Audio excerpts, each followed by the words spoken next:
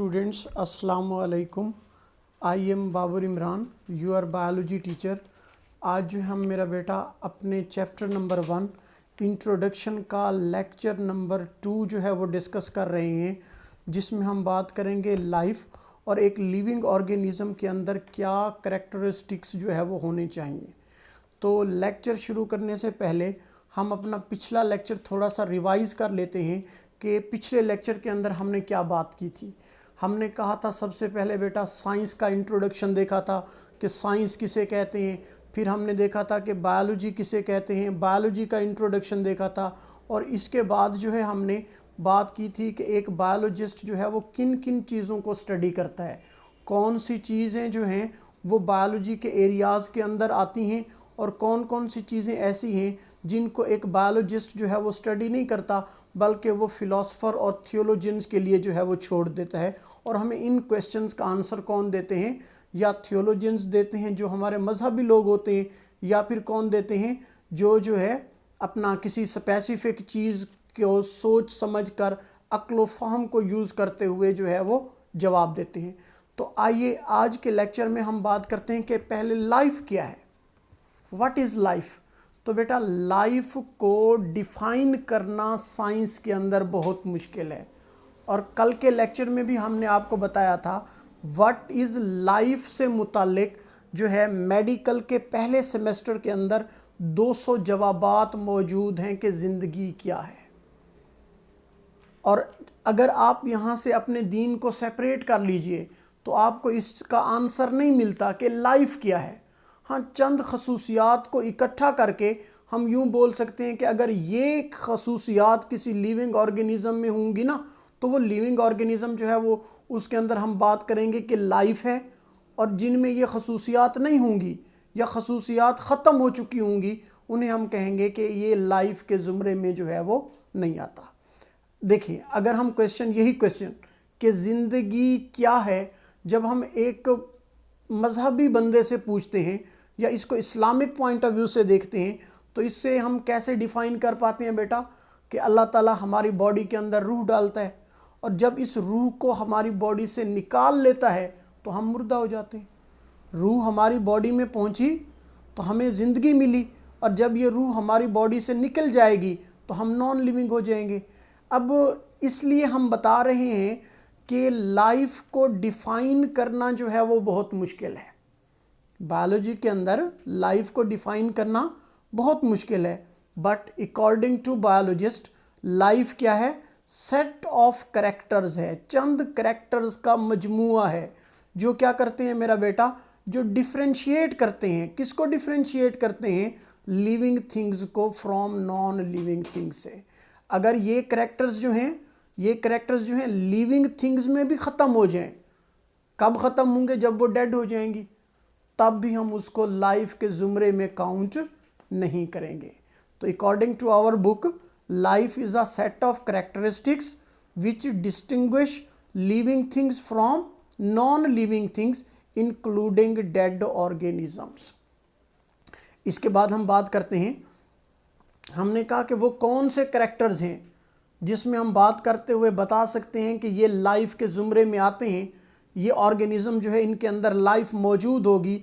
तो सबसे पहली बात मेरा बेटा कि living organisms are highly organised.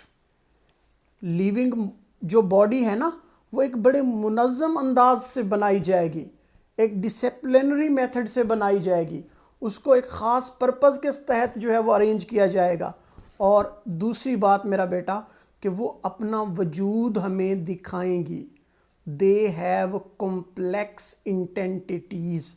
इंटेंटिटी कहते हैं वजूद को। मिसाल देकर आपको समझाने की कोशिश करता हूँ कि एक टेबल के ऊपर एक मार्कर रखी हुई है, जब तक आप उस मार्कर को देखेंगे नहीं, मार्कर एहसास नहीं दिलाएगी कि मैं टेबल पर रखी हुई हूँ। बात समझ आई है बेटा? जब आप उस मार्कर को देखेंगे नहीं, उस मार्कर को छुएंगे नहीं, वो मार्कर कई हज़ार साल रखी रहे लेकिन वो नहीं बताएगी कि मैं यहाँ पे मौजूद हूँ। अगर आप छोटे से छोटे कीड़े की बात कर लें, छोटी सी छोटी चींटी की बात कर लें, तो जहाँ पे चींटी मौजूद होगी कुछ टाइम के बाद आपको वहाँ पे एहसास होगा कि यहाँ पे बहुत ज़्यादा चूंटियाँ हैं। समझ आया? इसलिए बुक वाले ने क्या वर्ड यूज़ किया कि living organisms have complex entities. Living organism अपना एक पेचीदा वजूद रखते हैं। और तीसरी बात मेरा बेटा, living organisms composed of one और मोर सेल्स। कि लिविंग ऑर्गेनिजम्स जो हैं या एक सेल से मुश्त पर बने होते हैं या एक से ज़्यादा सेल्स पर मुश्तमिल होते हैं। या मेरा बेटा एक सेल से मिलकर बने होते हैं या एक से ज़्यादा सेल्स से मिलकर बने होते हैं।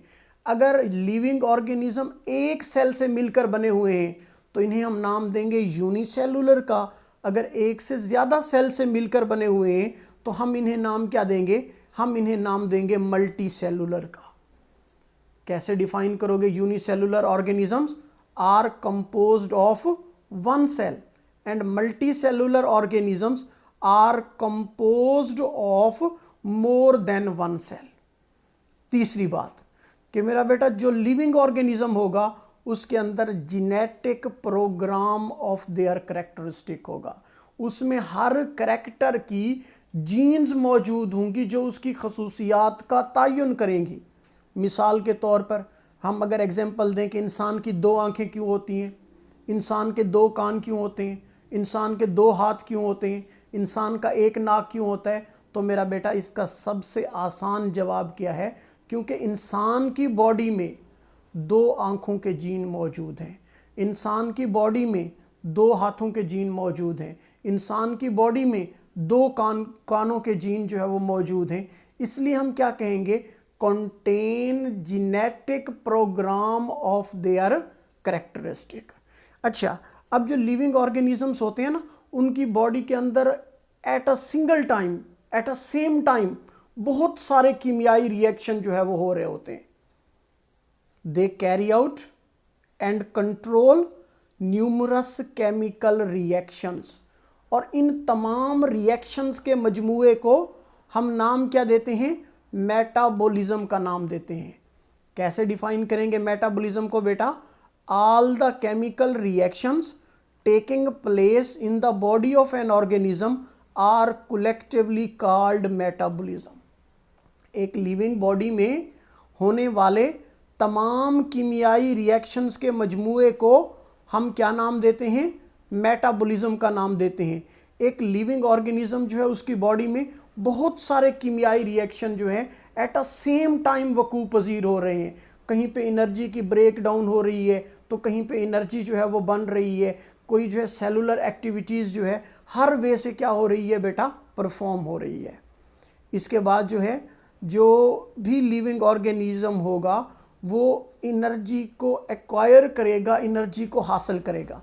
अब एनर्जी को हासिल करने के 2 तरीके हैं बेटा। या तो वो अपनी एनर्जी इनऑर्गेनिक से खुद बनाएगा जैसा कि प्लांट्स करते हैं by the process of photosynthesis, या फिर क्या करेगा मेरा बेटा? वो प्लांट्स से एनर्जी को फूड की शक्ल में लेगा। एनर्जी को प्लांट्स से फूड की शक्ल में लेगा। जैसे जो है मेरा बेटा डिफरेंट काइंड्स ऑफ कंज्यूमर्स करते हैं। वो खुद तो फूड नहीं बनाते, हीटरोट्रॉफ खुद तो फूड नहीं बनाते, वो क्या करते हैं? प्लांट को खाते हैं और इससे अपनी एनर्जी की डिमांड जो है वो पूरी करते हैं। अब सवाल पैदा हुआ कि एक लिविंग ऑर्गेनिज्म जो एनर्जी हासिल करता है, इस एनर्जी को किस शक्ल में हासिल करता है? तो याद रखिएगा ये एनर्जी किस शक्ल में हासिल होती है? In the form of food होती है। फूड को कैसे डिफाइन करोगे?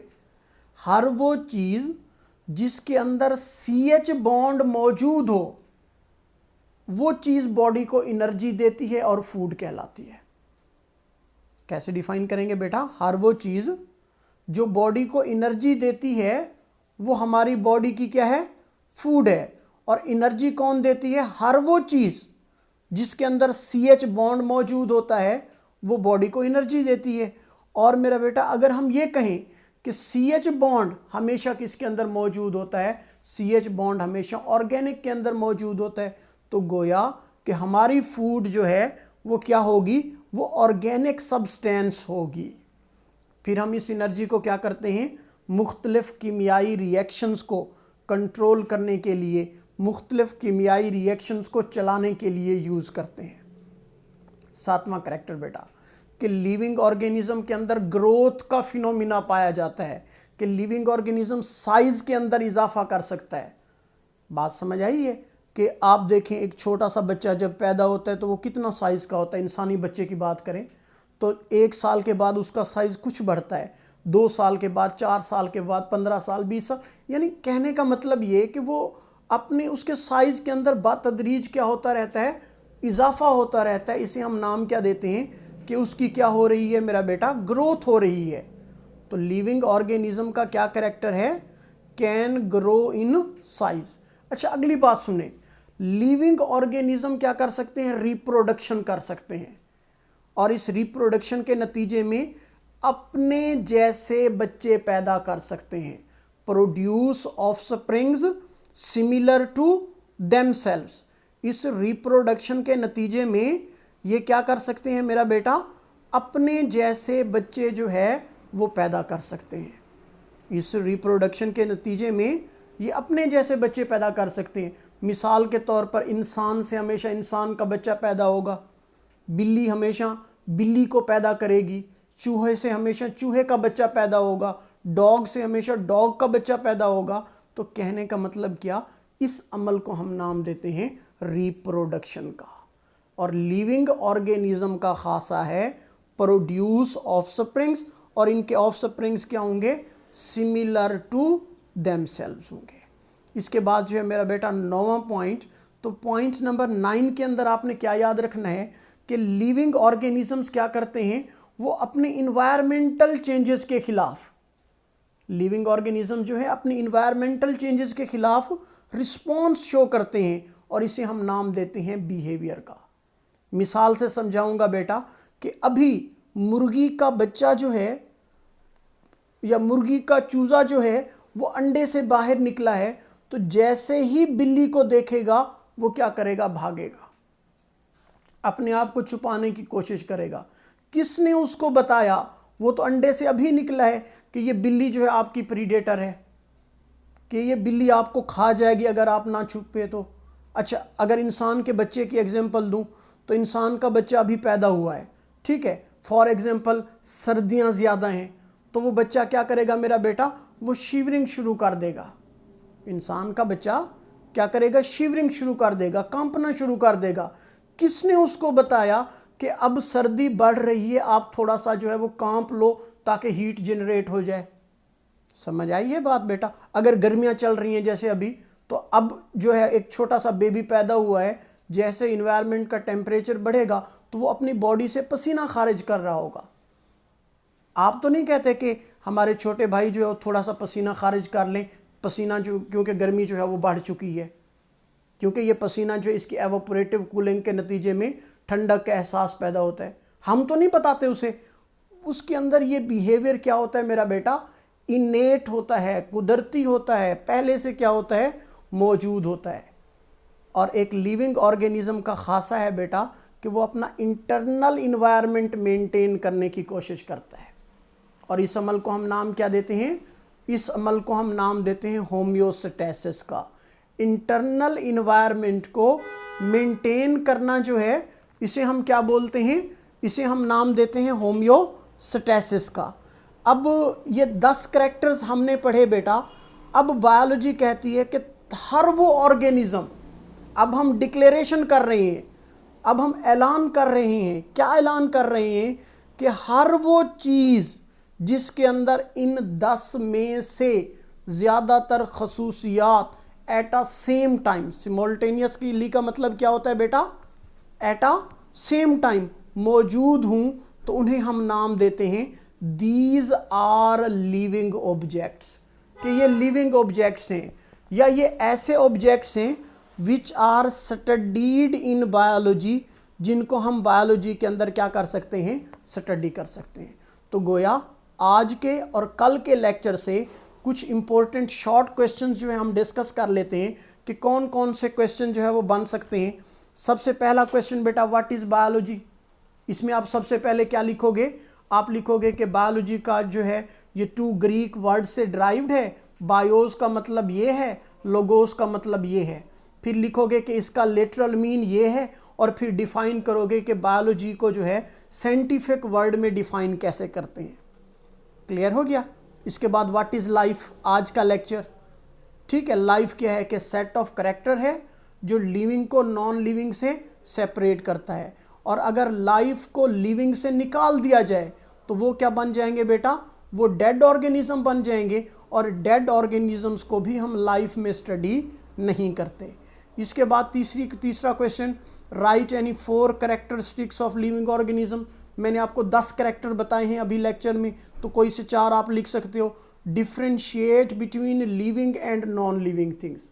तो जो 10 कैरेक्टर बताए हैं, जैसे living organisms are composed of 1 or more cells, the non living things are not made up of cells. समझ आया बेटा? Non living things are not made up of sales.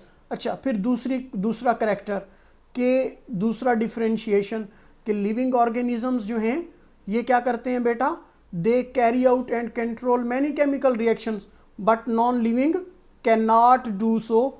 Non living जो है वो ऐसा नहीं करते। तो इसी तरह आप 3 से 4 जो है वो पॉइंट्स बना सकते हैं।